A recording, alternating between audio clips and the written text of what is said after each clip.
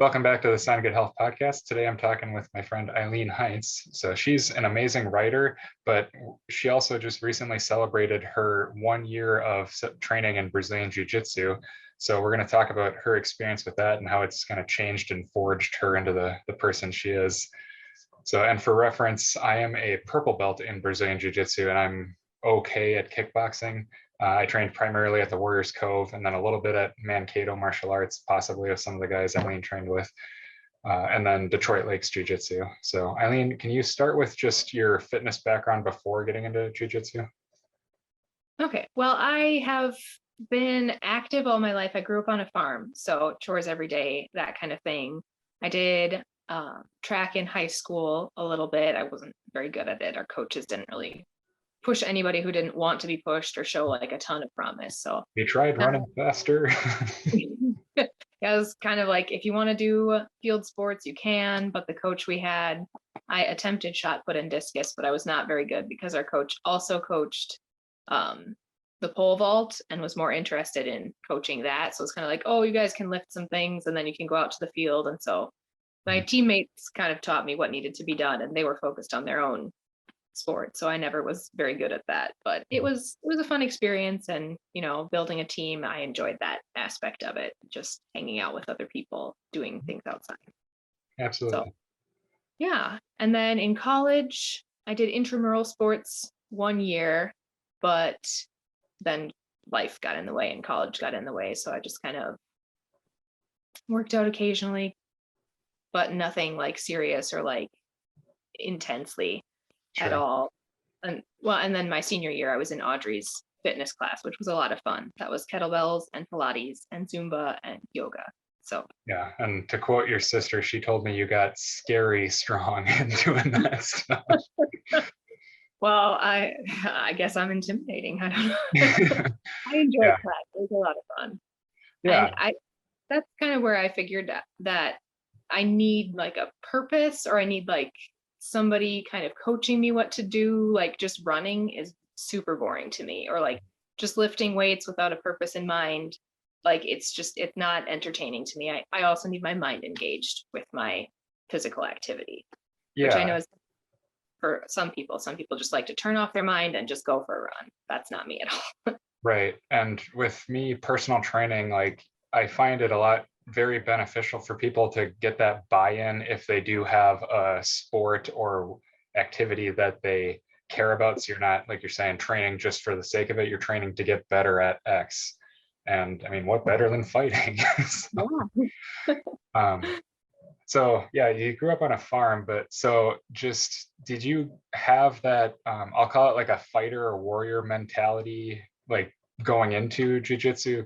And I'm just talking out of stereotypically, it's less common for women to have that, but farm or country girls have that more commonly. Yeah. I mean, that's kind of, I've always been a little bit drawn to martial arts. Like it's super cool to be able to defend yourself, and they look really cool in the movies, which I know is not real life, but like it's a good thing to be able to defend yourself. And so I'd kind of always wanted to try one, but just never really had an opportunity or sought out the opportunity to do it. And then I started watching some videos on YouTube because my brother started getting into it, and he trains in Sioux Falls at, I think it's Next Edge is his gym there. But he started getting into it. He's like, you should try it, Eileen, if you want to. It's really fun. And so, you know, I contacted Cato Jiu-Jitsu and started going. And like the first day I walked in, like I called ahead to like make sure they knew I was coming. But the person I'd called forgot to tell the coach. So I walked in and everybody's staring at me and I'm like, well, they've seen me, so it's too late to leave. Yeah.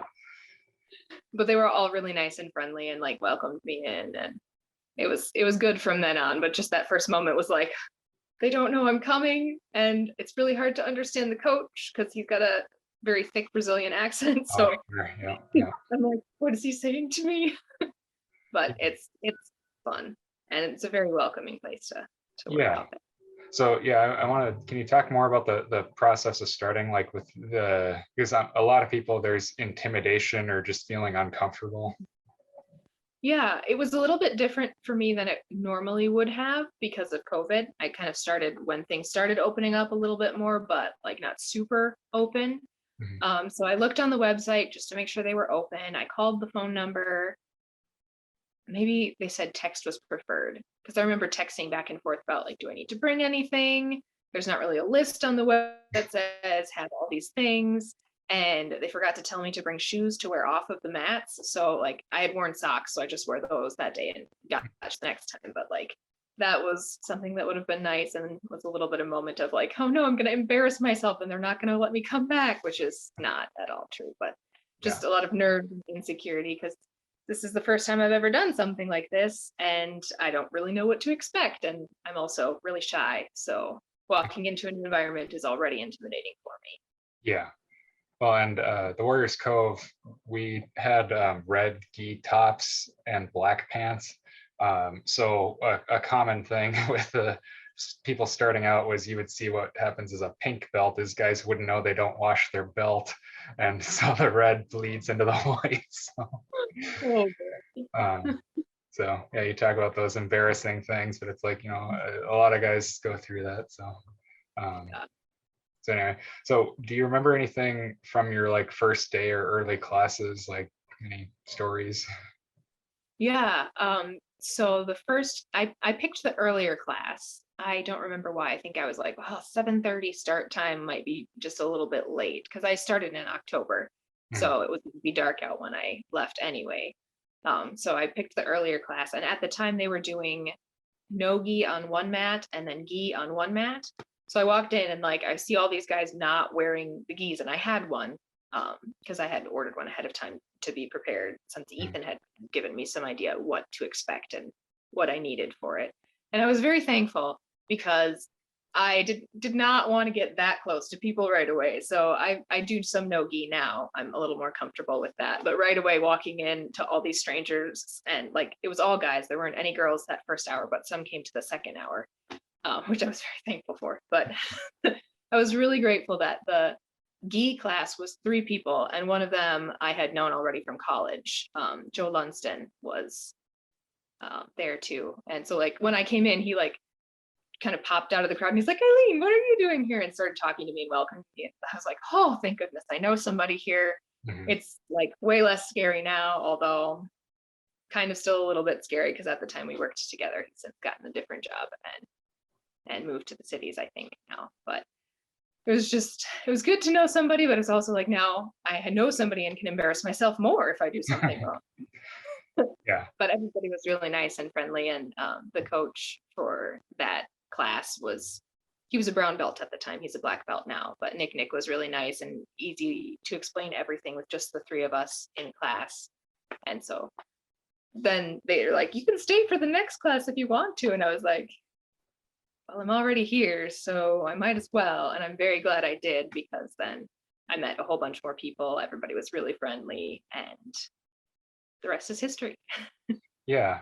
Well, and one thing that I want to say for people considering starting martial arts and jujitsu and whatever is in a dojo, it's going to be like the nicest people you met. I mean, there'll be 1 or 2 guys with egos that are just looking to hurt people, but they don't usually last.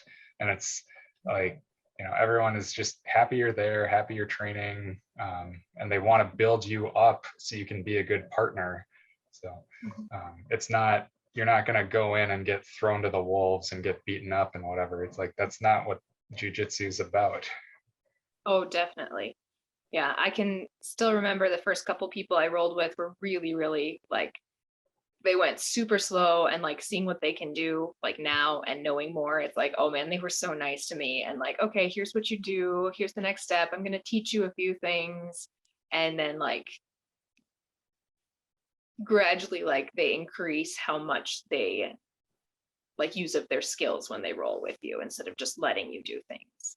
So they Yeah. were Yeah, because as someone that's more advanced, it doesn't do anything, and not me specifically, but a person, it doesn't do anything for me to like just crush somebody that doesn't know what they're doing. Like it's just ego. So it's more about like I can put myself in bad positions so you can kind of challenge yourself with a few things you do know, and I can work on my defense or escaping something or whatever. So you said you mostly trained with men, or were there some women, or like a mix? Yeah, it's still mostly men. For a while, we had a good group of like 5 women, and then one moved to Tennessee to finish her doctorate, and one moved to California for a job, and now we're down to 4 of us, 5, because there's one in the morning groups that I've never been able to go to because it doesn't work with my work schedule. Mhm. But there's still a handful. Some don't come as frequently. Some come about as frequently as I go, and then I think there's one girl in high school who comes, and she's a little bit nervous about rolling with the adult guys, so she mostly just rolls with the girls a couple times and then calls it good. So can you just talk about the learning process? Because when you start out, there's a lot to learn. You kind of get your butt kicked a lot, and it can be discouraging. Yeah. It's a little bit different, I think, for me than it will be for most people, because I assume most people who try this will be guys. So it is a little bit different. They do treat girls a little bit differently, which I appreciate. Mhm. It's female privilege, but you really don't know anything right away. And so like you learn a couple moves in class, and then there's kind of like an open time to try all the things Yeah. with each other, which is where I've learned the most, I think, because that's where I can make the connections between the different things I've learned in class. But like at first you like kind of know things halfway, or you only remember half of them, or you get things like you get an arm bar and choke like mixed up together because you start doing one and then you start doing the other, and like it's chaos, and you have to kind of teach your mind to do jujitsu as well as your body to put those connections together in the right order so that you're doing the right things at the right time and not making silly mistakes. Right, because it's a lot harder to remember all the steps under pressure, and the other guy's trying to do stuff to you too. Doesn't want you to choke him. So. We just did this in class and you let me. Why aren't you letting me now? Yeah. Well, yeah, because you talked about people tend to go easier on you because you're female. Does that get annoying at some point, or do some guys take it too far? I know kind of right away there was another white belt who was like, I was in the middle of trying a move, and then he like corrected me, but he corrected me like thinking I was doing a different move. So that was a little bit annoying. And I haven't run into too much where people have been like patronizing or like, you're a girl, so you can't do as much. But I have run into like, before I thought I was ready to roll harder, somebody like rolled really hard with me, and I was like, whoa, what's going on here? Everybody's been super nice and gentle up until now. And then I just had to increase my ferocity. And that was also a good training moment to be like, okay, Eileen, you can't expect people to be nice to you forever. You have to start like actually doing what you've come to do and learning to defend yourself. Yeah, and that's from the guy perspective, that's a hard balance, because you're typically the bigger, stronger, and in my case more experienced, or just talking as a purple belt. So it's tricky to find that balance of, am I being an asshole? Am I pushing her? Like, but like you said, it's at some point you gotta keep challenging yourself and getting better anyway. And it's not going to be easy forever. And like, if you're not, like, there's something I think, I don't know where it's from, but it's like, if you're not losing, you're not pushing yourself or challenging yourself or taking risks. Yeah. So, okay. So was there a point where you started to feel like you got it and like are seeing progress and things start making sense? Yeah. So there have been kind of a couple points, but I kind of remember the first time things started clicking was about like right before I got my first stripe. Things started to make sense. I started making those connections, and like I could start to recognize like, oh, they're going to do this to me next. I don't know how to counter that, but at least I know what's going on. Yeah. And then again, there was a little bit of that moment before I got my second stripe, like just recognizing, hey, I know a lot more. I can do a lot more now. Like, so the stripes came at the right time. I know for our gym, I know it's different everywhere. Belts and stripes are pretty arbitrary. There's no like set guideline. Right. But for like every 30 classes as a white belt, then you're eligible for a stripe. And then once you have, no, that's the first 2 stripes. Then it's 40 for the next 2. And then after 20 stripes, you can test for your blue belt. So it's time based, but it's also effort based in getting to the gym, doing the classes, etc. Well, and as a white belt, it kind of correlates, I guess, with time and effectiveness. But like what I liked with the Warriors, and not knocking Keto Jiu-Jitsu, just what the Warriors Cove does is they have, I think it's once a month, they do what are called review matches, and they pair you up with, they have a formula where it's your belt level and your weight, because a 300-pound white belt can still be a challenge for a 120-pound black belt or whatever. So anyway, so you get paired up, and then it's not you do like 4 matches, and it's not, you don't have to necessarily win, you just have to do well, and the instructors are kind of watching and evaluating that. And it's a 15-minute long match, and you just keep going. Like even if somebody gets a submission, you just keep track of who got how many submissions. So it's battle testing yourself, not just putting time in. It's like, can you apply what you're learning in a situation, and then also you're exhausted and whatever. So I think it's a good system. Obviously it depends on the instructor evaluating you, and are they watching you or the other 6 matches or whatever, but still I think that testing your mettle aspect is important. And And I'm not sure about the higher belts at Keto Jiu-Jitsu. I just know for white belts, it's kind of time based, because there's just so much to learn, and sticking with it and all that. But I think it's probably a little bit more like that for the higher belt. Yeah, usually, because like I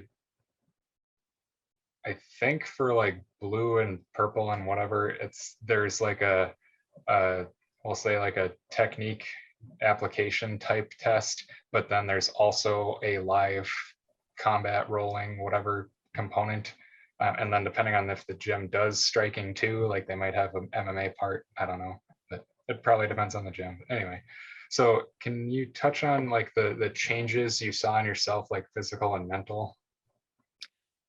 I'm not sure how much of this is attributable to just like intentionally trying to eat healthier and like just eat less, but I've lost like 10 pounds since starting jujitsu, which is good because over COVID I had gained a little weight like most people. So I've noticed that change. I've also gotten stronger and more flexible from jujitsu, just stretching every day, working out a couple times a week. It's going to change things.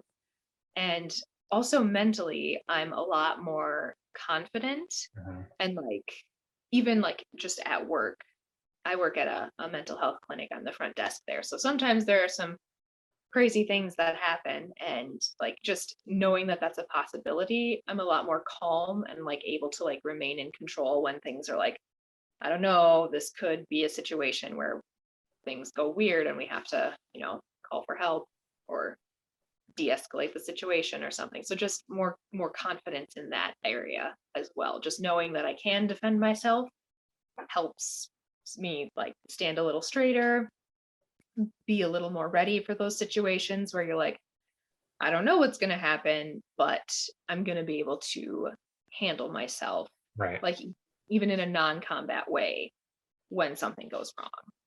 Yeah, and I can't emphasize that enough, that what you're talking about is by far the biggest benefit that I've seen for myself too with jiu-jitsu. Is just, it's having that in the back of your mind, like you can handle yourself. And you like one of my coaches talks about like most people don't even exercise, so you learning how to fight is putting you way above the untrained average person. So and then and what's interesting too is just like you said, in a non, because obviously having the martial arts skills, it's still not a socially appropriate response, which it's for the best, even though sometimes you want it. So that's just interesting but the other thing is too, having that confidence, like you're saying, the way you kind of act and carry yourself, you're less of a target in the first place anyway. So it's that loop. So But still, absolutely, yes, 100%. The confidence is just night and day different. So do you do any, like, I'll just say supplemental type workouts or training for jiu-jitsu? I don't. I've been considering it. I probably should get a little into weightlifting. I think that would just be a good thing overall to do. I don't have a ton of time between work and that, and then also writing. So Mhm. like just limiting things. I always on the weekends, it's like, I should go for a walk. It's gorgeous out. And then I get busy like with dishes and stuff, and I just never go. So I need to add supplemental things to my routine, but I don't like distance running, so I Does don't want. anybody? Well, I shouldn't say does anybody. I did interview a guy about it, and I've got cross country friends and whatever. But yeah, I very few people that I know that do stuff besides distance running enjoy distance running, in my experience at least. So, and it's absolutely not necessary to be good at jujitsu or martial arts. Although like boxing is pretty, like, they have jogging in their wheelhouse, and that's, I don't know if that's just tradition and we keep doing it because it's what we've done or what, but Yeah, that could be. I'm definitely not built for distance running though. I am a sprinter through and through. So yeah. maybe I could do something with that, but like, Well, and you said you did shot put and discus, so like to me that tells me you like the explosive power style, and that's what your body's kind of good for, or set up for. And like for myself, I seem to do well with what's like the strength endurance. So keeping a consistent output for 2 or 3 or whatever, a few minutes, but not distance running, because that's low, comparatively low power output or whatever, but for however long you want to go. So, and so like I I think I've been trying to figure out more about, just like you're saying, different body types geared for different styles of training. And Jesse Encramp, the karate nerd guy, he has a video that talks about with the 5 different types of fighters with regarding like energy and performance. So you have somebody that starts really strong and explosive and gets tired. You have somebody that starts slow and goes up, and then you have somebody that just grinds and stays neutral. And then you've got the U shaped with the dip. Like you start strong, you get tired and get a second, and then you go the other way. It's like the start slow, you get high, and then you drop. So, and I know for myself, I usually start a little slow and then get high, and then eventually I get tired. But I'll just say I usually win before that. I mean, as a purple belt, yeah, probably. Yeah. But anyway, just for you, the listener, like figuring out your body type and style of training and kind of adapting your style to fit that, like, that's something good to figure out. Like I was going to ask you, like, do you know, are you still a white belt? Yeah. Yep. Okay. I've got 3. Okay. So you're still probably just figuring out the basics of it, but do you have any kind of stylistic stuff you like? I like taking the back. I like working from there, and I like kind of those sneaky transitions. So there's one where you can, like, you're acting like you've got the rear naked choke, and then you like switch it to an arm bar. So I like that move. I like escaping arm bars where you like do flip around into side control, if you know what I'm talking about. Yeah, I don't think it's called like a cartwheel, but you kind of roll over your shoulder and kind of do that. Yeah. I call it the AC/DC walk, because that's kind of what it looks like. I don't know if there's an official name for it. There probably is, but anyway. Probably something Japanese. What kind of goals do you have for BJJ? Like, is it something you plan on sticking with? Yeah, I'd like to keep progressing. I'd like to at least try one competition, but I think I might wait until I'm a blue belt before I do anything. I know it's hard for women to compete because there just aren't as many competitions. There aren't as many women. So I think they tend to start a little bit more at the blue belt level anyway. Also, I feel like there are still so many gaps in things I know that I need to like sit down and just figure out, okay, what do I struggle with, or what do I not know, and how do I learn that? And then be ready for competition. So I'd like to compete. a little bit. I kind of thought like maybe I could be a brown belt. I'd like to be a black belt, but Yeah. also, eventually I want to get married and have kids, and that's definitely going to put jujitsu on hold for a while. Kind of hard to do knee on belly when you're like 9 months pregnant. Probably not a good idea there. Yeah. Well, when I was in Detroit Lakes, we did have a lady that for a while was pregnant and training.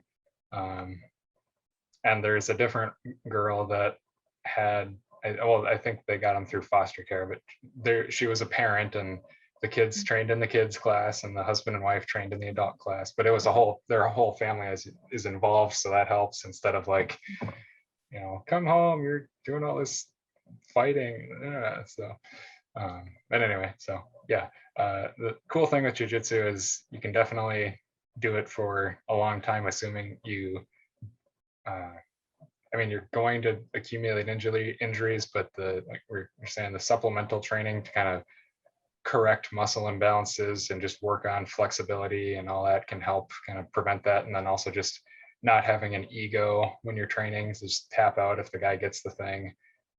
You're in the gym is not, world championship, Abu Dhabi, whatever, grand finals. So you don't need to, hang on and struggle and let your arm break just because that's what the Gracies did in the challenge matches or whatever. So. Yeah, there's a big difference between training at the gym with your friends and like training for competitions even, and then like actually compete. There's just a huge difference in how much you push yourself there. Right. Well, and I just honestly enjoy the training process. I have competed, and it's something I want to get back into post school. But I can also just enjoy going to the gym because it's a good challenge. I like the style of training, and I also do like the supplemental training. And it's just, the action movie guy in me just likes all the training montages, and it's like, just, that's your life. You go to work, you work out, like, boom. So anyway, I don't want to necessarily put you on the spot with being a spokesman, but is BJJ something you think a lot of people or women should learn or benefit from? I really do. I've kind of nudged my family members who don't do it about joining, kind of talked to my older sister about it. And she's like, well, I don't have the time to commit to like going every week like you do, but I wouldn't mind like a 12-week like self-defense type course. And I have mentioned that to the coach, and I don't know what his thoughts are necessarily on developing that long term, but it would be useful. It is useful as self-defense, and there's a difference between learning it for self-defense and learning it for competition, because you focus on different things. In competition, you're going to get close, you're going to look for the advantages that let you submit them, whereas in self-defense, you want to get away as soon as possible. So there's differences in those trainings. Okay. And then I'll just add, like we touched on earlier, a huge benefit is just that self-confidence. And depending on the gym, like Warriors Cove was focused on like some of the sport jujitsu stuff can get pretty like, this wouldn't work if he could punch you in the face. So it's more reality competition, like fight focused, but that does like reality focus does translate well to competition. It's not bad, but it has holes that MMA or punching or whatever can throw off. And self-defense is like, again, it's the thing with self-defense is you're not going to be fighting some world champion black belt level guy. You're going to fight some idiot who's probably bigger and stronger than you, but probably doesn't have much in the gas tank and isn't very well trained. And anyway, so that's a whole other rabbit hole. So they're not going to play by the rules either. So right. You gotta. They'll have buddies and like, and that's where they're not necessarily long distance running, but at least a sprint can help. Because again, like I think it was in Burnout, it's like most people only have a quarter mile in the gas tank. If you can, well, he was talking about chasing guys, but it's still relevant. Like if that applies, if you can keep them in line of sight, you can catch them after that. So. But anyway, I think that's about what I had for questions. So do you have any writing projects you want to shout out? I I've got like a couple things posted on my website, short story wise, but I don't have anything like huge published. Sure. Just gearing up for Nano starting tomorrow. Oh, Still haven't completely finalized which project I'm working on. So we'll see. I'll surprise myself tomorrow. okay. Well, anyway, so thanks for being on the show. Yeah, thanks for interviewing me. It's a lot of fun. Always good to catch up and chat.